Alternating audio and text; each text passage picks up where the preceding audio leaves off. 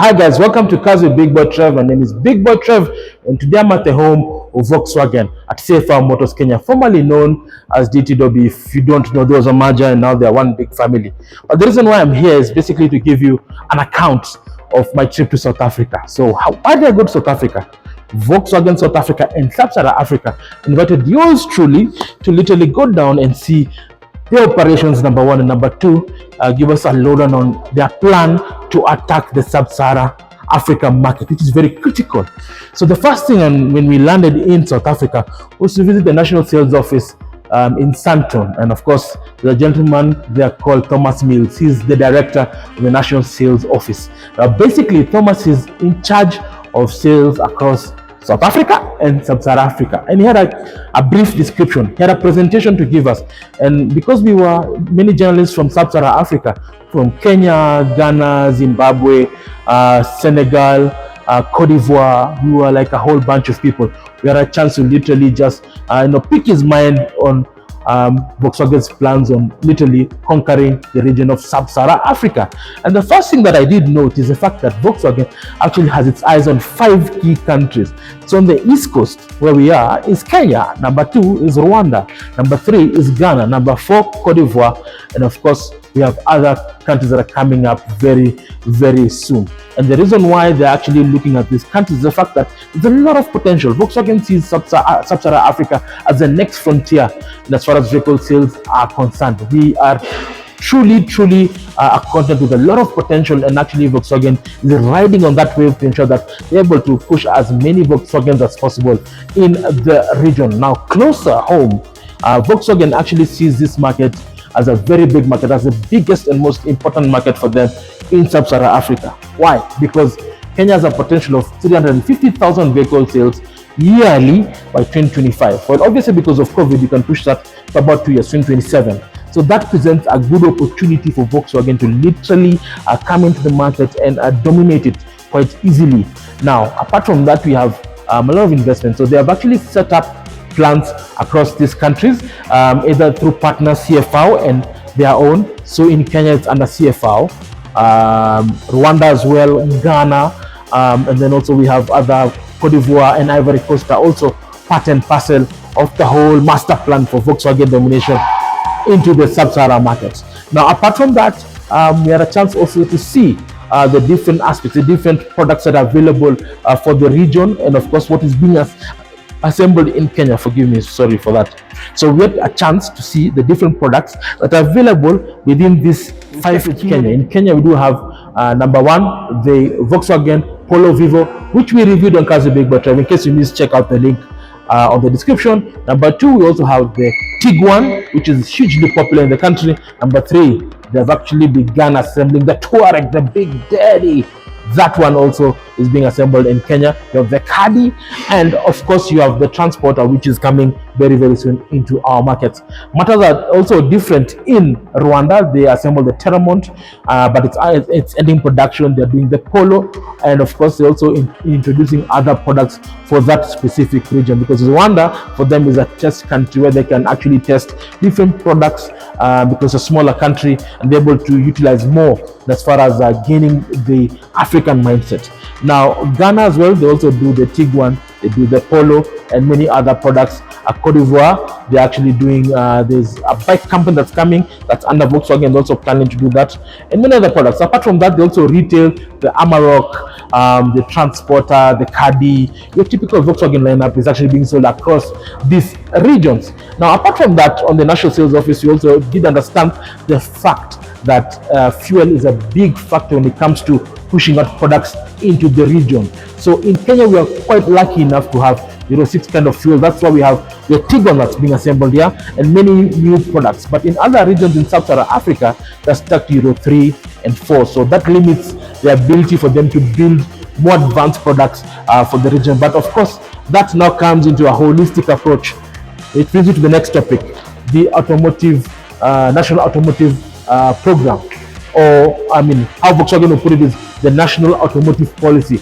Each country has a national automotive policy that guides most manufacturers in the assembly process of vehicles. So what do these assemblers have as a benefit? Number two, what are the residual factors that will allow companies to invest in the different countries in Sub-Saharan Africa? So Volkswagen are quite happy that through it's called the AAAM, the African Automobile Association, Automobile Manufacturers Association, AAAM, that's the name down there. So they've been able to lobby different African governments to come up with a standardized automotive policy to guide vehicle assembly in Sub-Saharan Africa. So Ghana has already put theirs in place. Kenya is coming next. In the next 1 month or so, we should be seeing news around the national automotive policy being ratified by cabinet, and of course many other countries. So that allows standardization, and of course gives the investors the peace of mind to invest in the country, because remember, when they come into the country, they're literally putting foreign direct investment in the country. So equipment, machines, and then there's also employment, and then of course obviously the satellite companies associated with assembly. So you have your suppliers also coming from the country. It will bring and inject a lot of money into our economy. So that's why the policy is extremely important. So we had a chance to discuss that, and I mean, that was a discussion that we actually held across the whole trip. Now, after that National Sales Office meeting, we had a chance now to visit the parts distribution center just outside Johannesburg. It's called Centurion, and it is the largest parts delivery center in South Africa. It actually supplies quite a number of things across Sub-Saharan Africa, including Kenya. And we had a chance to speak to the gentleman who's in charge of ensuring that everything goes smoothly within that facility, and this is what he had to say. I'm the head of supply chain for group parts for Volkswagen Group in South Africa. As a team, we are responsible for sourcing our materials, all our parts, from various sources, primarily from Kassel in Germany, including also locally produced parts from South Africa, which are all consolidated into this warehouse, the one behind me, as well as another warehouse which is in Cape Town, processed in our computer systems to make the parts available to the team that's here in the warehouse. We have a cut-off period that if they order the parts before 12 o'clock, we are going to process those orders the same day and make them available to our transportation logistics partners, who then undertake the export process, which can take a couple of days depending on the nature of the materials. So for the non-hazardous materials, that can be a little bit longer, but otherwise generally within a few days the parts will be processed. That has been a deep and insightful meeting with this particular gentleman. Again, we had a chance also to visit the National Training Academy, where all the technicians in Sub-Saharan Africa are trained to handle Volkswagen vehicles. And of course, we had to see how they know how to handle the electrical system, the fuel systems, and basically how to maintain Volkswagens. And of course, that was a good meeting, because we actually saw a gentleman from DTW, or now CFR Kenya, was being trained on electronics. So, I mean, you're rest assured that if you bring your Volkswagen to CFR Motors Kenya, it will be well taken care of by the gentleman here at CFR Motors Kenya. Now, that was just part and parcel of what we did. They took us also to an activity where we actually had track time at Zwartkops. Zwartkops is the largest and the biggest raceway in South Africa. It's just outside Pretoria, and they actually took us around. They took us and actually sampled their best hot hatch, the Golf R. I can tell you, it was mind-blowing. The vehicle is built well. 2-liter turbo with 320 horsepower, 450 newton meters of torque, 8-speed automatic, 4-wheel drive. That hatch is a beast, I'm telling you. That's why I now get the reason why the Volkswagen bunny groups around Nairobi, Kenya, and East Africa do have a flair for the Volkswagen Golf R. It's a beast, and I can tell you what the drivers did to us, I'll only say it in another day. But I enjoyed the fact that the Golf R is available, and just to give you a depth of what Volkswagen can do in terms of being a solid engineered vehicle. Now, after that, we had a chance now to fly down all the way to Port Elizabeth to Uitenhage. Uitenhage is the home of Volkswagen. They've been building Volkswagens for 70 years, and the first thing we did was to actually visit the pavilion. The pavilion is like a museum of all the vehicles they've built, from the Kombi to the Beetle to the Golfs. I mean, it's like heritage. You see 70 years of building Volkswagen in South Africa. So they have deep ties with South Africa. But the most important thing before we did the factory tour was we had a business session with the managing director of Volkswagen South Africa and Sub-Saharan Africa, Ms. Martina Biene, who gave us an in-depth feel and look of Volkswagen's plans for the region, how they'll dominate Sub-Saharan Africa. I mean, she was very critical on the fact that Volkswagen has invested a lot of money in the different plants. Talked about the fuel quality, which is a big issue. I mean, in the region, we talked about earlier that fuel is a critical factor when determining products that are getting into the market. And of course, here is what she had to say about the different aspects of Volkswagen in Sub-Saharan Africa.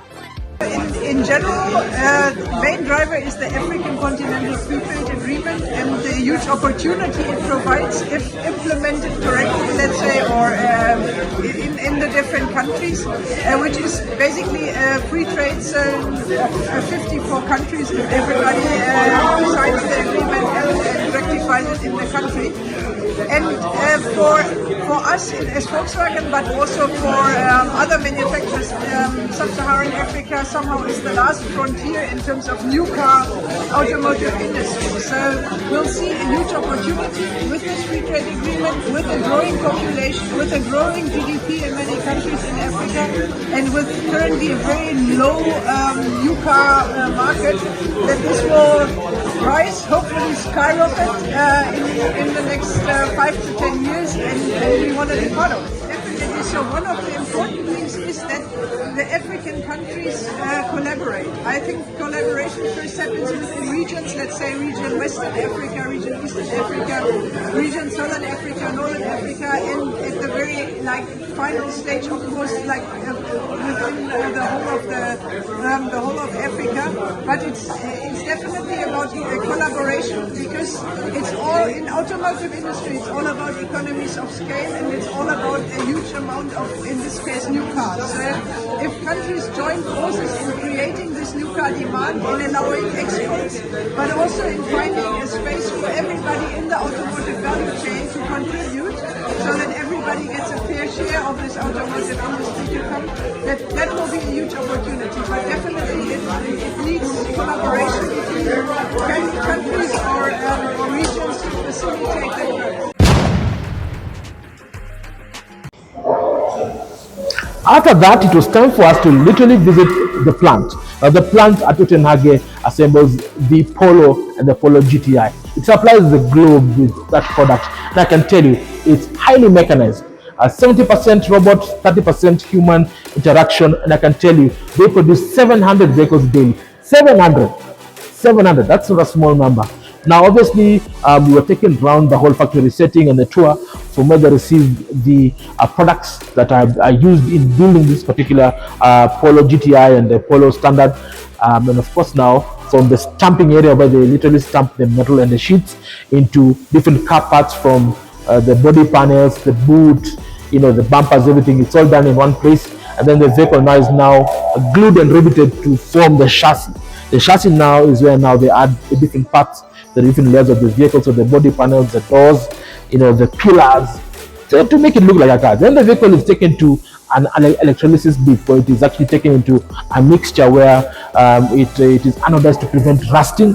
And of course, now they're able to paint the vehicle in different colors as per the orders they have received. And apart from that as well, it goes from there into the cabin and trim process, where they now fit the dashboard, the seats, the panels, everything that makes the car look like a car. And then once the vehicle is completed, then it is done for several tests to ensure that it meets the quality control standards set by Volkswagen. Then now, from rattles and squeaks to water test, then the vehicles are now taken to the holding area, where they're now shipped to the different countries across the world. It was a very deep thing to actually show the processes, how the robots were used to build this vehicle, and of course now the human interaction. Now, apart from that, the second part was we were taken to an area where they actually set aside the kits, the completely knocked down kits, or BKD, and they are actually shipped to Kenya, Rwanda, Ghana, and Ivory Coast. Now, these particular DKDs are for the following vehicles: the T-Cross, which is locally available right here at CFR Motors Kenya, the Polo Vivo, and in Kenya we also have the Touareg. Now, these DKD kits have it's a bomb list. The bomb list is basically a list of how you the different parts that have been set in the container for that particular vehicle. And then, of course, when they land here, we have Volkswagen trained engineers who literally assemble the car as per the specification of Volkswagen. So that is something that I really enjoyed. And of course, now as we have our national automotive policy in play, then they'll be able to have some local content. So local suppliers will be able to supply some different parts of Volkswagen. So it could be windscreens, could be tires, could be upholstery, could be anything. So we're just happy that the process has started. But once the automotive policy is passed, then it allows Volkswagen to invest more in the country, and obviously the KVM facility would have a better output of Volkswagen vehicles in Kenya. Now, what was the take home of this particular trip? Number one, the national automotive policy is critical for the country to ensure that you are able to assemble cars using a framework that allows investment into the country. So Volkswagen are very keen on having that passed so that they're able to invest more in the country, so creating more jobs and obviously increasing their investment to increase output of Volkswagen vehicles and training others, of course. Number two, the fuel quality of the country also is a big factor, and we're lucky enough to have Euro 6 fuel, which allows us to have different products from Volkswagen, including the Touareg, which we're actually having it in petrol, which is very, very rare. In South Africa, they don't have it in diesel. Number three as well, the plans of Sub-Saharan Africa, how they're trying to interlink Sub-Saharan Africa into one big market, and they're able to dominate the market with Volkswagen products and services. And of course, electrification in the future is a chance where Volkswagen is trying to get into that space, because in Europe, they're already getting into electrification. So for me, the highlight was just to engage with the Volkswagen team, understand their mindset, understand their priorities and what they want to do for the region, plus now understand how things work at Volkswagen South Africa and Sub-Saharan Africa. Now, I'd like to give a special shout out to the managing director of Volkswagen South Africa and Sub-Saharan Africa, Ms. Martina Biene, for granting us the interview, what we did with her as well. Thank you so much for inviting us. I'd like to also thank Mr. Andile. He's somebody who's very instrumental in ensuring that Sub-Saharan Africa has a voice, and we want to thank you for just inviting us, media from Sub-Saharan Africa, to just come and see what Volkswagen is all about. Of course, the organization team around the whole event, Noz, thank you so much for everything, and everybody else who's been involved in that whole trip. Just want to say thank you. So from us, Kazo Big Boy Trevor, I say thank you. So make sure you catch us for the review of the new Amarok that is coming soon. Oh, by the way, the Amarok, yes, we actually had a chance to visually see and test the Amarok. The Amarok is an amazing vehicle. We can't wait to drive it soon. It's a vehicle that is based on the Ford Ranger, but obviously Volkswagen has given it the Volkswagen touch, the Germanness of the vehicle. Powerful engines, 2 liter, 154 kilowatts, 500 newton meters of torque, 10-speed automatic, 4-wheel drive, and many other things that are available for it. Also, the touch and feel, the technology there is crazy. You have a massive display of the screen right there. Apple CarPlay, Android Auto. You've got electrically powered seats, plenty of space cabrios, and technology. And of course, safety is high. 5-star safety rating, of course. Adaptive cruise control, emergency autonomous braking, cross traffic alert, all those gizmos you'll probably find in a Touareg, you find in the new Amarok. So make sure that you join Kazo Big Boy Trev when they reveal the vehicle. It's coming to Kenya probably towards the end of the year or early next year. So we'll keep you abreast of what's happening in the world of Volkswagen. So signing out, this is Big Boy Trev. Drive safe and be safe.